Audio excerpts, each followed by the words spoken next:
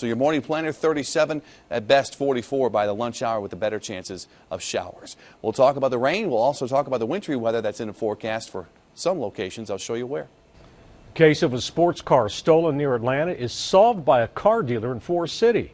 It was a theft that took place 42 years ago, and that car had been a fixture in the mountains ever since. News 13's Frank Crocker joins us. This was a vintage car, right, Frank? It certainly is a 72 Corvette Stringray, but back in 1972, it was brand new. And folks say it showed up in Forest City around 1975 that you couldn't miss the cobalt blue coupe cruising the streets downtown, driven by a local mechanic who since passed away. But as these photos from Allstate Insurance show, it is now locked up in DMV storage in Asheville, officially stolen property. Gary Greene restores and sells vintage muscle cars, and he bought the Corvette from that mechanic's widow in November.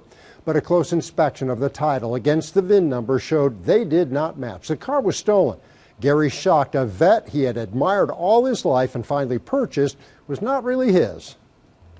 And sit there where anyone could see it at his house. I mean, wouldn't hide it from anybody or nothing. So, but come to find out, after all these years, you know, somewhere down the line, that car was stolen.